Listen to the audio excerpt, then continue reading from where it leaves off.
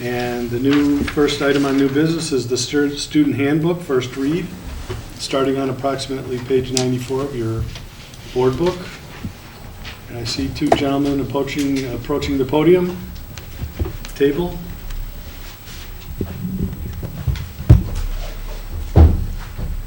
So Tom Doman and Dave Mannon are here tonight to present just an overall summary of the handbook revision process, and then go over some of the major changes, and then some questions on the minor changes that were called to our attention. So I'm going to turn it over to Dave Mannon. Thanks, Kristen. Good evening, board. Thank you. Today we're here to report out on the first read of the revised student handbook for the school year 16-17. The handbook committee was comprised of the board president, Mr. Welch, the 4 administrators, myself, Mr. Sibley, our dean of students, and both of our assistant principals of athletics. There was a parent and 8 students involved in this process, and we met 5 times to review the handbook in its entirety. Today we're going to talk about major changes within the handbook that we concluded, as well as some additional minor changes and questions and follow-up that the board had for us. So, major changes, we'll go right into the first part, which would be the code of conduct. And a lot of the code of conduct changes that we made were a lot of language corrections that we reviewed. And so the first part would be on page 8 in the current handbook and address language, and we wanted to align board policy, current board policy, within the code of conduct that wasn't there presently. So we included 2 areas that addressed conduct in extracurriculars, as well as conduct that adversely affected the school environment. So that is aligned to what board policy says. On page 8, in addition, we noted reciprocal agreements with law enforcement agencies. Within the current handbook, it doesn't indicate that those agreements extend off school grounds and after school hours. So that was language that we included within the reciprocal agreement, within the code of conduct as well. Within the chart section of the code of conduct, outlining consequences due to the public act that will be in effect here in September, we had to remove the automatic 2-day suspension for any violation within that category. And so we changed that language to state administrative assigned consequences in that area. And then also through our discussions with our students, they felt that we're excessively outlining consequences within the area of community service within separate activities. And they thought it would be better if we can combine all of our activities into one, increase the amount of community service, and then address it from there. And we thought that was reasonable because it was difficult on our end to track each and every extracurricular activity as it was aligned currently. And this just incorporates one community service action. And we also addressed the language that stated that students need to ensure that they complete their community service hours before they come back and participate in that extracurricular activity. So that was 2 changes within the chart area. We also did a little bit of language on the what a full season on a second offense would be. Just in parentheses, mentioning that it's 3 sports seasons because there's some time variations when you work on the length of each season, and the summer comes in there. So we want to be clear that it's a full season, or a full calendar year is equivalent to a full school year. For us, it's 3 sports seasons in a row. So if they're at that point. And then we also addressed that the code of conduct is enforced at all times, again, after school hours, days when school is not in session, during summer school, and other breaks in school property. In the last area within the code of conduct, we added a statement that reductions will not always be offered when possible. The administration has sole discretion to determine if a reduction will be offered based on the nature of the infraction, and that was due to legal counsel advisement on that area. So those are code of conduct changes. One question submitted late was that if a kid is an athlete as well as in clubs, do they get stuck doing 2 codes of conduct, or do we count the suspension from the athletic season as their code of conduct? They'll do both.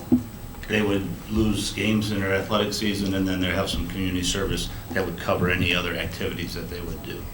Okay. Within a new code of conduct, we bolded that word there, both, and underlined it as well to differentiate both the community service and the school consequence as well. Final Do exam. students have a problem with that? Because this just came into place last year. We didn't have, well, you of course wouldn't have known unless somebody told you, but there was no consequences for anything Activity. besides drug and alcohol and only sports. So we said that doesn't seem appropriate. Why do we suspend a player who has a beer and someone who gets in a fight isn't suspended? And why do we suspend athletes but not club members? And some of us all had the same reaction when it was put together. So it was kind of the concept of the have a pun, but if you're in a club and a sport, in a sense, you do get a double set of punishments versus somebody who's less active, right? But the students didn't seem to have a problem with it, or did they? The way it's currently addressed, they did, because Okay. we were impacting every single activity. Okay. And they felt there should be a consequence because you did violate the code of conduct, you represent RB in the community. And so by combining everything into one category and we address it as non-athletic activities, they felt that was sufficient. Okay. Thank Because you. we had 3 boxes before. Okay. And now it's 2, so Okay. the IHSA competitive seasons in like chess or anything like that would be included in Okay. the upper one, so. Thank The you. kids were really good at stating that they thought the community service hours for those that are in clubs was a good way to keep them, you know, as their punishment, because they're going to these club meetings for doing good things. Right. And they're really not out on stage performing. A lot of the activities that they're doing, they're trying to help groups or things, Right. so they wanted to make sure they had a punishment, but didn't get absolved of going to every meeting and everything. Got it. The next area we reviewed was final exam exemptions. Current language didn't specify absences, and so we included that area. We feel that school attendance is important, and especially when you look at content mastery, that seat time is invaluable. And so we wanted to make sure that our students are there, because when we look at a final exam, that final exam is looking at, did you discover mastery within that area? And so we looked at the state language for absenteeism, and it's 5%. So we included that within the final exam exemption criteria, that a student who misses more than 5% of the classes per that semester, excused or unexcused, will not be eligible for a final exam. Tardy consequences is the next area we looked at. Can I ask a question? Sure, I had a specific absolutely. question on that. So if it's a senior, there's 90 days roughly in a semester, right?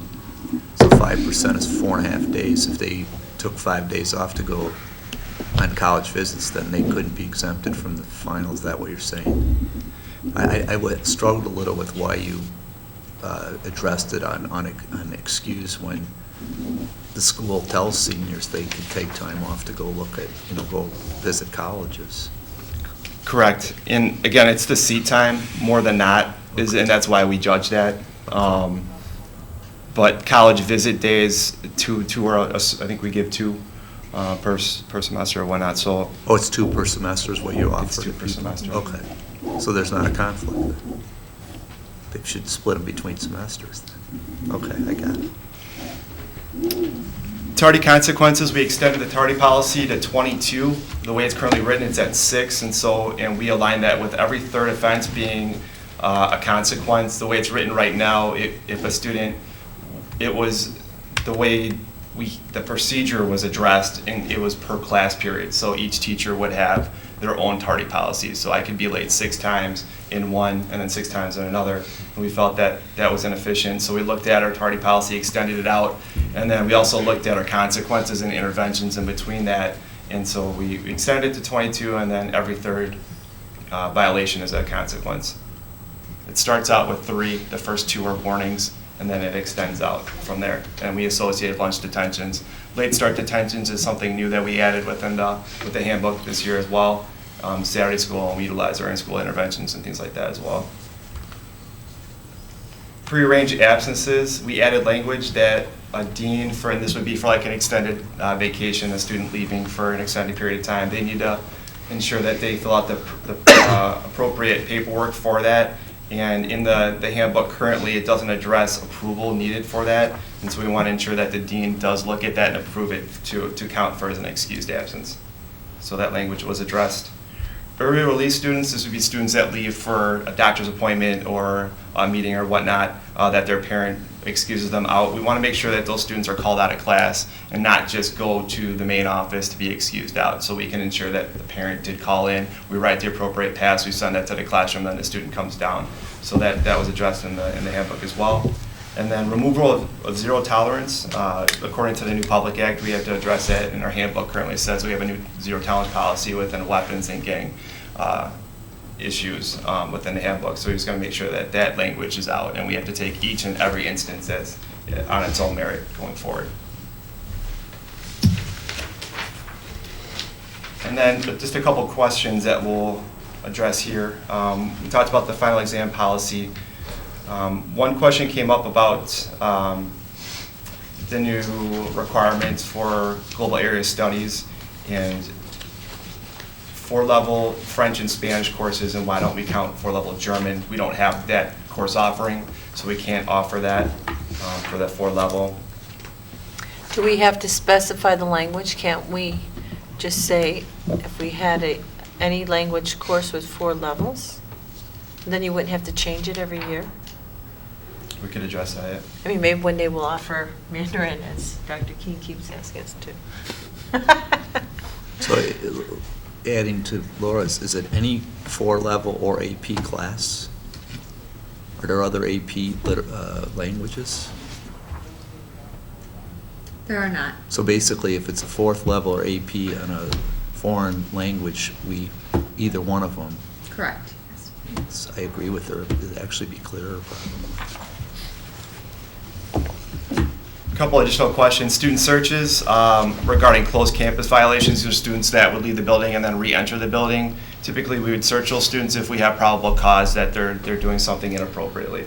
And so that was addressed. It's not a blanket. We're going to search them for every student that comes in, but if we are notified, through our police department or whatnot, or we smell an odor of something inappropriate, we'll go ahead and search that student. Is that what it says in, I don't know what page we're on anymore, but it doesn't say for probable cause in the book, does it? We reviewed that question, and that's what we're going to add into that area. Yeah, that would be better.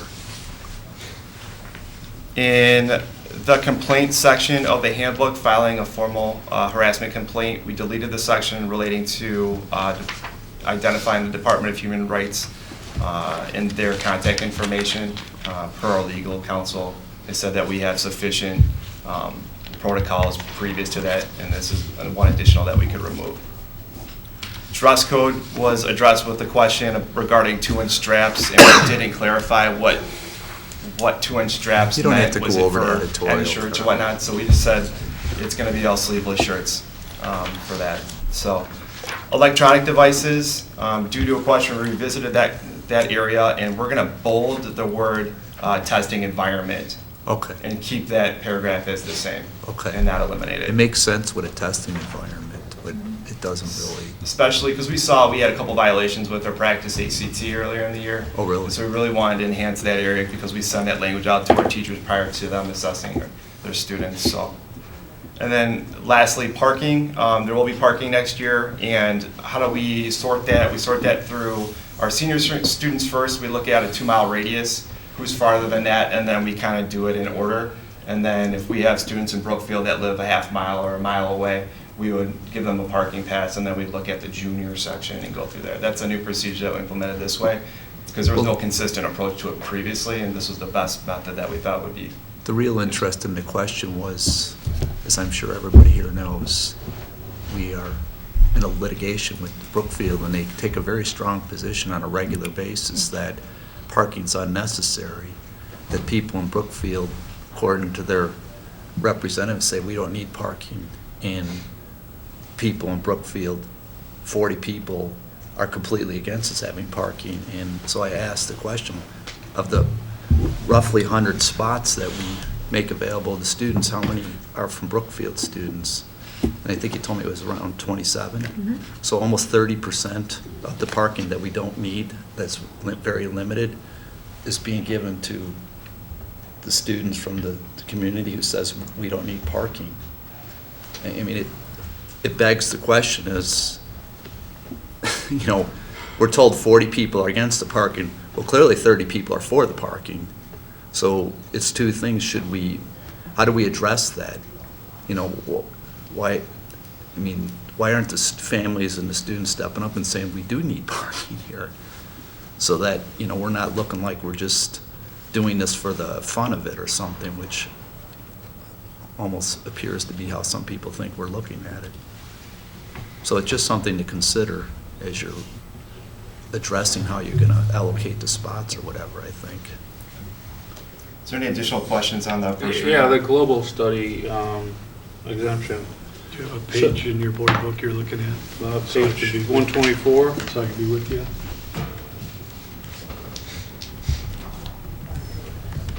You said you're addressing the fact that the foreign language issue.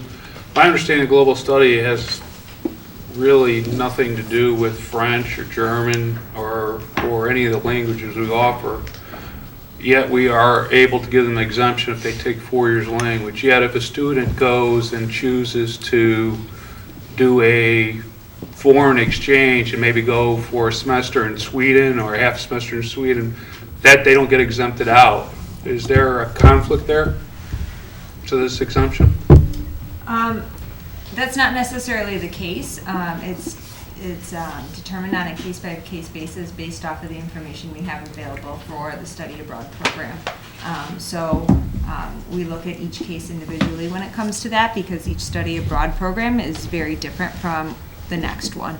Right, So- but my understanding of cultural, the global area is more of Mideast and Asian cultures and nothing to do necessarily with Spanish or French or German.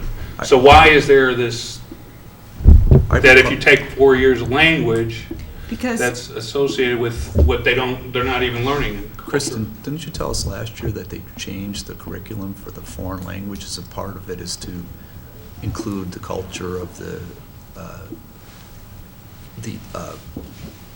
areas where the language is spoken? So if you're taking French, you're also learning something about the French culture, maybe the French-Canadian culture, and because I think we asked a similar question last year. Right, Is yeah, that still true? when we discussed this at the Curriculum Advisory Council and ultimately approved it, it was looking at a couple of things. Languages have always covered a cultural component, and that progresses as you move through the different levels. And so when you get to a level 4, you're learning a lot more in depth about the culture than you would in a level 1. And so where the discrepancy was in this before was if a student started in Spanish 1 at RB, they would get through to Spanish 4 and they would then be exempt. But a student who started in Spanish 2, when they got to a level 4, they weren't exempt. They had to take that 4th year, which was an AP. So for some students, it was a level 4 that was exempting them, and for some students, it was an AP. So that was one of the reasons why that was addressed to be a level 4 or an AP. So it's more about the cultural component of it than a specific region. But if if a student chooses to do foreign exchange and is going for a half semester into a culture, don't you think there's a cultural immersion that that person is going to get? And shouldn't it be fair to at least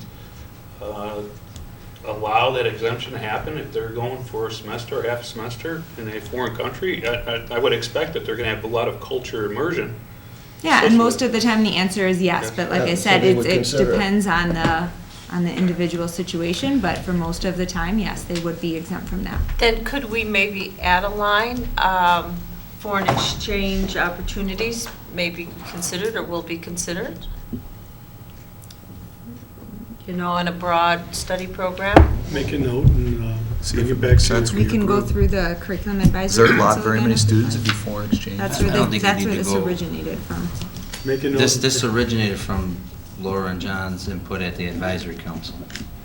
Right, but we don't make any decisions, and we, No, I'm Right. saying though is, do we need to have that run back through my council and have a sit down about it, or is this something you want us to consider? well, it's a Do we- board. The board is asking you to consider, as Gary has asked, somebody does a foreign exchange for a half semester or even a year, and you're telling us that you will consider that on case-by-case basis, so why can't we just say that in print?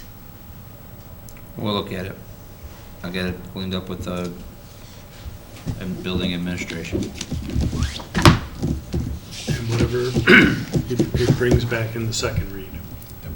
And so what I'm asking, just so we're not acting on Gary, a majority of the board feels that it would be sufficient if a kid did Isn't there already language that?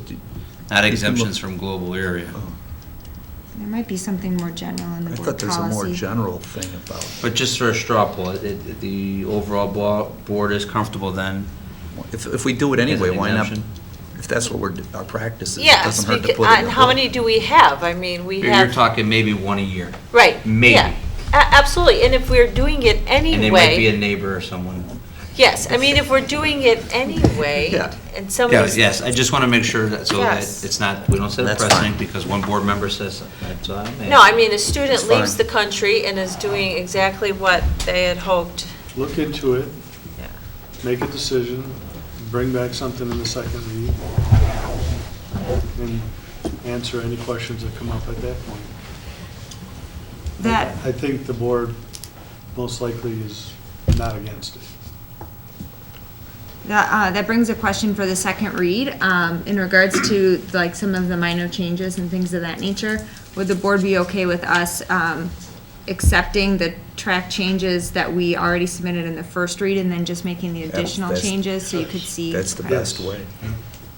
We don't like to look at a lot of changes. You don't have to It's a look lot at of reading. green, red, blue, and Yes. yellow changes. I had, There was also one question about business days versus school days. And so the reason that was changed to business days was because, so one of the examples is when parents have a right to appeal a suspension. So in theory, if a student got suspended the last day of school, then the way our policy or procedure read that they had 3 school days, which would put us in August, to continue the due process. So we changed that to business days, and that's the reason why. the problem is, look at let's assume Christmas is on a Wednesday. Is December 26th a business day for our school district? Do you know? If it's not a designated say- holiday. If it's not a designated holiday, which the board puts out with their calendar, Okay. then it's a business day. I thought you told us one time business days are when you and Mary Ann are in the office. Business Marianne's days, always in business the days office, are so when I the don't district office is open. But it's so that's my point. If it's not a There's days that are not, well, so all the Christmas break is considered a district holiday, is what you're saying? No. The district office Okay, is so- open.